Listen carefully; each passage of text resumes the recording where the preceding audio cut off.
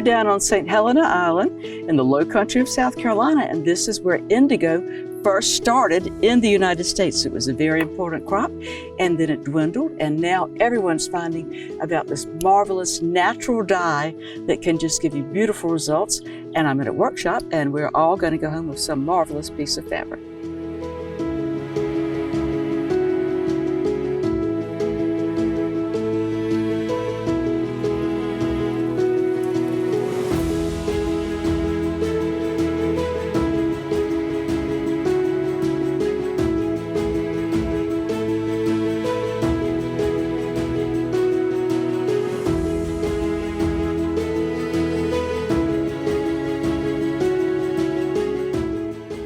I'm talking to Heather Powers, and she's the head of an organization that's responsible for a good bit of what we're seeing down here today.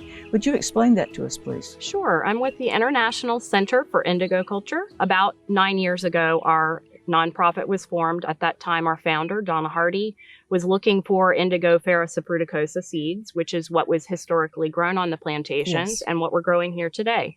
And so it's taken a lot of time and effort to actually grow out enough of the crop to be able to bring the market back to what we're seeing here today and what we're doing with this grant. And we're here today at Marshview Farms for a training with farmer trainers. We have been working on a USDA grant, SARE grant, for sustainable agriculture, research, and education. And what that means is the farmers we're working with are farmer trainers. And so what we train them in with the agriculture, with this, in this particular case, indigo processing and growing, they will then be able to take that education and move it forward into their community. We've harvested the indigo, and we're going to be showing what it looks like to process that indigo, to take the indigo pigment, the blue, out of the leaves. It's a process that goes back to our South Carolina history. And we are not using as much labor today as we would have in the past. We're using technology. We have pumps, and we have these troughs that are basically cattle troughs that they would use to drink water. And so we're going to be walking everybody through this process of from the farm to the blue powder. What does it take to produce an indigo pigment today? And then we get to dye some things and take them home, which would be great fun. Yes. And indigo was the third most important crop in South Carolina until the Revolution, Yes. because they didn't, the British were buying it from us, and after the Revolution, they decided to get it from somewhere else. That's right.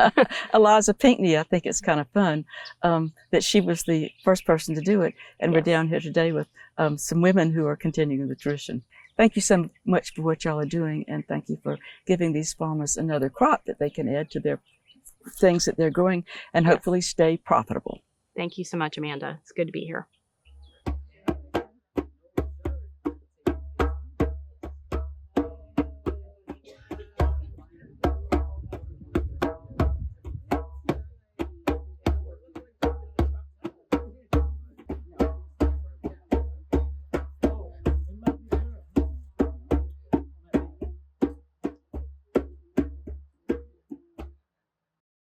I'm talking to Sarah Green, and we are on St. Helena Island at Marshview Community Organic Farm. And your family has a long, long, long association with this ground. Tell me about it. Yes, they do. And we were blown away once we found out. Actually, I came back home in '89, and because my mother had said that there was a family member was saying that she was not heirs to the property. So we started doing some research and did some research and found out sure she is, and got her birth certificate, and her father's name was on there, which was an heir to the property. And in that research, we found out that my great-grandfather, Robert Green, purchased 20 acres of land and just in 1865. That's unbelievable. I was curious how in the world he got the money. Well, we are thinking that during the time that they were freed, which was in 1861, you know, the Union troops came down Hilton Head, Port Royal, in that area, and freed all the enslaved people. And all the enslaved slavers left. And so they were deserted on the plantations in which they were working on. And the Union troops, one of the generals, I forget his name, asked them if they would harvest the cotton, and they would pay them some money to harvest the cotton. And so we believe that that's where he got some money when he was able to purchase 20 acres of land here where we are, 20 acres of land somewhere else, and 10 acres of land. He was prolific in buying land, but the 20 acres, we believe, that was the land that he was enslaved on by a gentleman by the name of Agile. And Mr. and Mrs. Agile sold the land to him. One piece was for $15, the other was for $30, 10 acres of land. And so that's been in your family. And you came back from Atlanta and you had developed some healthy ways of living, I believe, because you'd had some things that had been bothering you. Yes. So how did you decide about foods and all? Well, I was in Atlanta for 20 years, 69 to 89. And when I came back here, when I was in Atlanta, I was having issues with digestion. And so I was always constipated. And I'm coming back and thinking about it. I know I would always tell my mom, my stomach is hurting. My stomach is hurting. And they thought I was playing because I wanted to get out of the field. And my siblings would say, she just pretending so she can go home and sit around. But actually, I realized that I did have a digestive problem.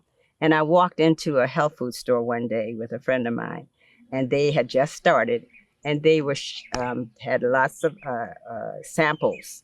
And one of them was some a juice. They had juice, carrots, beets, celery, and a green apple. And they said, try it.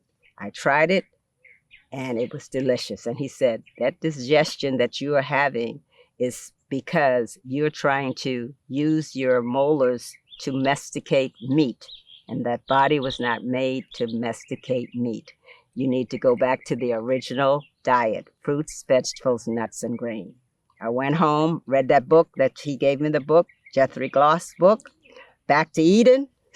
I was blown away. I said, oh my gosh. I went into my cabinet, to my refrigerator, to the freezer, threw out everything that was meat related, every white flour, every white rice, white sugar.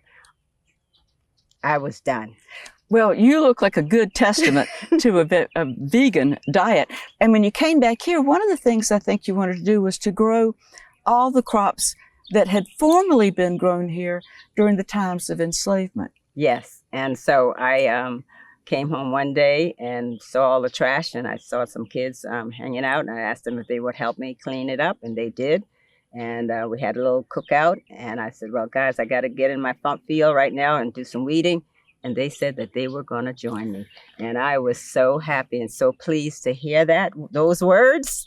They came, we pulled the weeds, and then they kept coming back and kept coming back. And I said, wow.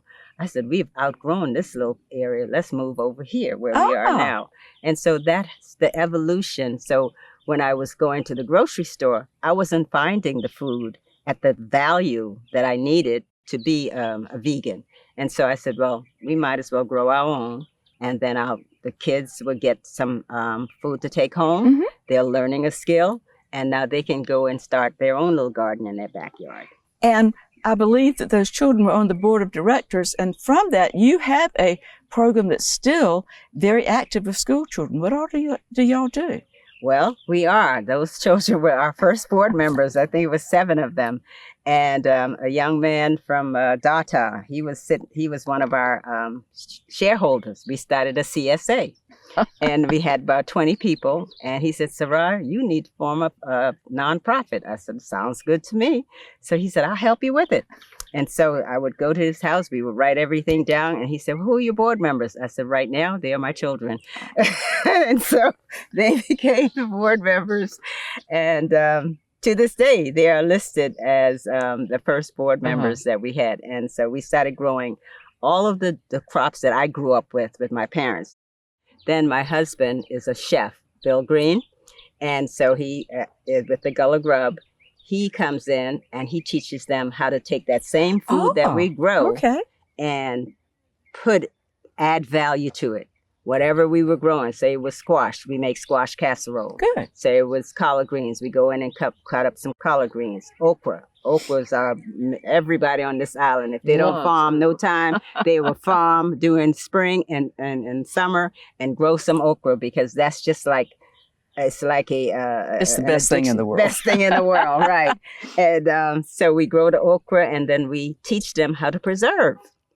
Now you're growing indigo, and you're trying to teach people through workshops how important it is in our heritage, and we hope that it will have a resurgence in South Carolina. Thank you so much for what you're doing. Well, thank you for bringing this to the attention of your audience. I think it would be a great thing for them to know, and to know that they can do it too. This is something that is isolated. We want to bring that resurgence to the forefront, because we have a land retention issue on St. Helena and all up and down the Gullah Geechee corridor. Our people have land. They could plant some indigo. One-time planting could last for 4 to 5 years. Gracious. You won't have to plant again. And it does its own thing. You don't have to go in there and give it water and weed it and things of that nature. It will come through the weed. I am a testament to that. As you can see back here, it could come through. One thing it didn't come through was that Biden plant. But it is a prolific plant. But it's important that we bring those cultural icons back, because they are the ones that made America rich and helped made America. Yes. Because our ancestors brought it to the forefront. They knew how to do it. They were the only ones here that knew how to do it. And they produced it just like the cotton and just like the rice. We want to thank you so much for having us down today and giving us this wonderful history, and for what you're doing to try to continue the crops that made this country great. Thank you so much for coming. I'm so glad you came.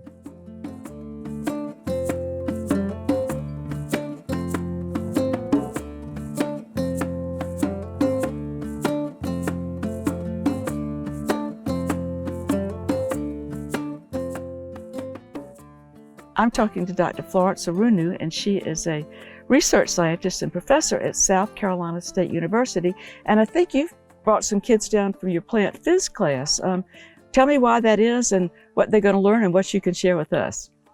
Absolutely. I brought the students here today so that they can see in real time what I teach them, or we go over in the lab, which is part of a plant physiology. Is not just to look at how plants function, but some of the compounds that they produce.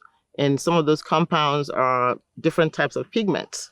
And so a leaf might look green, but when you dive deeper, you will see all kinds of pigments, from green to yellow to orange to hues of blues, depending on the type of leaf. And of course, indigo is one of those plants where you can actually see not just the pigment, but you can process the pigment into a usable product, which is the dye. And so that's why I brought them. So if I look at an indigo plant, I don't see blue flowers or anything, do I? The flowers might have some colors in it, but the star for the plant is actually the leaf. And that's where the pigment, where the dyes are extracted, is produced. And so you have to tweak it some, you have to soak it and then add some things to make that dye more accessible. Is that correct? Absolutely. So that transformation is changing the indican, which is the precursor to that then transforms into the indigo, which is the dye. And I think you've discovered that there's an optimum time to harvest the plants. Absolutely. So traditionally, the plants are harvested for dye processing when it's flowering or about finished flowering. But from a physiological aspect, the pigments that's not the optimum time for the pigments. So part of the research that I'm doing, and also to better understand how, if you're a farmer, when can you harvest the plant and get your maximum dye from the plant. And so that's one of the research aspect of the indigo. And also there are other environmental factors that can affect how the quality of the dye that you harvest. And so those are things that I'm looking at as well. Goodness. Well, thank you so much for explaining all that to us today. I really appreciate it. Thank you.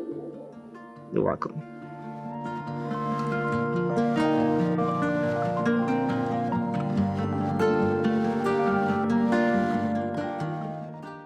talking to Ariane Cromer King, and she grew up going all over the world, but I think there's a good reason for you to be back in South Carolina. Yes, because I have this attraction to blue, then that means I'm like studying all, where blue comes from. Because in an artist, there's this book about color. And in that, it tells you about the history of blue and the importance of blue to many cultures. So when I went to Nigeria and found out that indigo is the color for honoring ancestry, then I got really interested in all of that, and then actually just went around where other artists were doing work with indigo. And then because I am Cherokee, it was very interested to me about the intertwining of nature and the importance of indigo to all of our cultures. So when I'm hearing it's the color of the third eye and that it was a money-making crop here in South Carolina, I literally got in a car from Detroit after being in Nigeria and hit this island that they had told me about. But the gift was watching the Gullah people on the side of the road with bateaus and sweetgrass. And I was like, this is so much like a showboat. Mm-hmm. I literally went back to Detroit, sold my house in 2 days, which is a sign, and came back here. Didn't even know where I was going to live.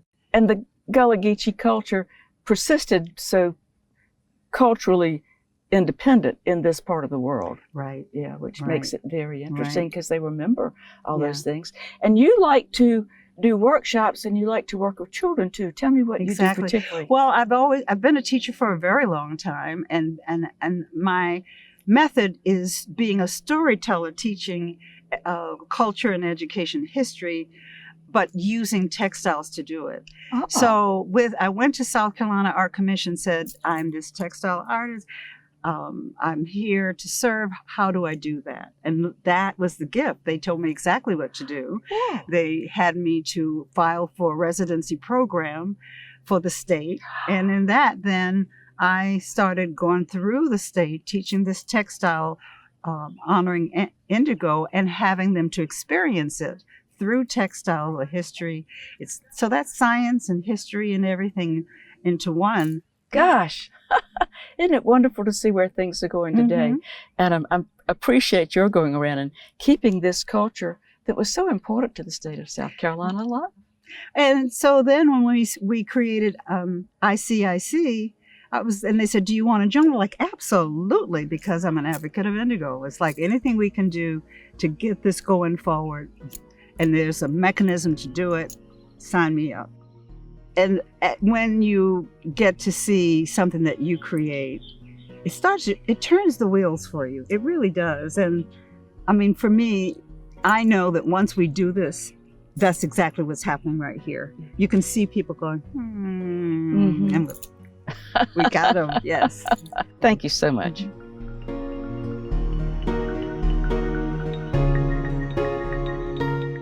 I'm talking to Precious Jennings, and she's conducting a workshop here today. I'm excited. I'll go home with a T-shirt. And you came to Indigo through your interest in the arts and all, but kind of an unusual story. Yeah.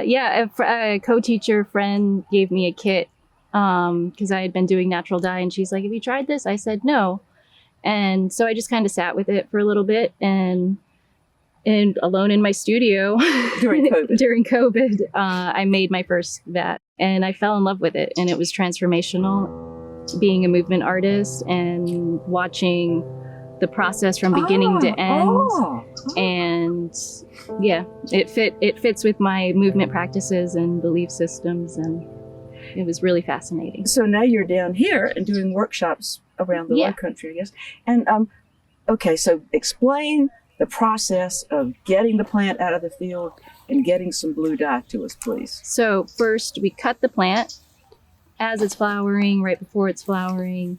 You can cut until it's seeded. It will still give blue. Cutting earlier, which is what we're doing now.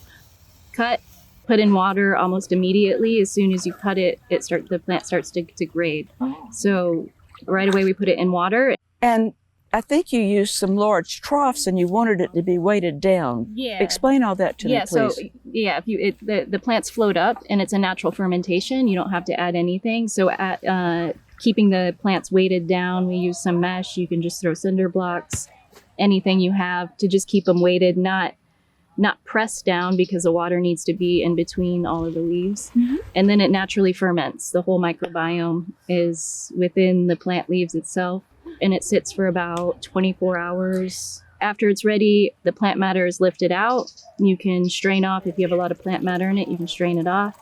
And then we start a process called aeration, which is basically adding air in. And what does that do? That unhooks the indigotin from the H2O molecule and creates a suspension.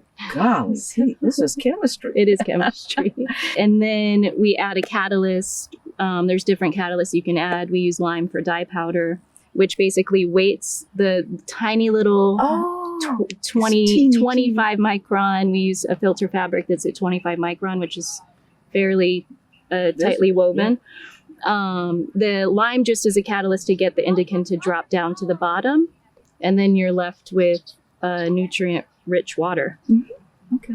And then I guess you want to dry that so you can use it? Yes. So we pump the top water off, and then we filter through the filter fabric to what's a mud, and then we dry it in a dehydrator. Goodness. Okay. Yeah. And then you've got this magic and then you have powder. So to help with the workshop, I think you've got some pre-made buckets that we can choose from. Yes. And what are in those? Yes. So we have the two vats we made. One is an organic vat, also a fructose vat, which is a sugar vat. Yes. Which is made with 100% fructose powder. Yes.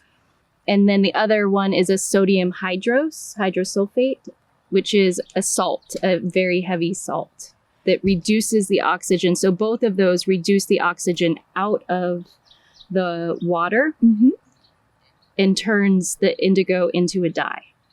And do you get different results depending on which vat you use? Depending on the volume. So we chose the hydros vat because we have a lot of people here dyeing, which is a very fast and stable reducer. The organic vat takes a little bit more finesse and can't tolerate a lot of agitation. They give different hues of blue. Even though you're using the same indigo powder, there is a little bit of a variation in color. This is complicated. It is. It's fascinating. It's the art of indigo. So if people want to put designs and things on their fabric, how do they go about that so the whole thing just doesn't come out blue? So we have two resists. So you can do batik, which is what Ariane King Comer is known for, is her batik dyeing. Yes. We have other resist dyes, a clay resist, which is bentonite clay, and another flower, natural flower. You put that on the fabric, and when you dip it in the vat, wherever the resist is, it will be white. Yeah. And then we have another way to dye, which is not dipping into a vat. It's creating a soy milk, which is a binder, a protein binder. So looking at more chemistry, fresh soy milk, indigo powder, some agar-agar to make a paste to make it a little thicker so you can use it as an ink, and the stamps will stamp blue, and then you'll have a blue design. Heavens. Yeah. Gosh. How about that? Well, I can't wait to make something to take home. I'm looking forward to it.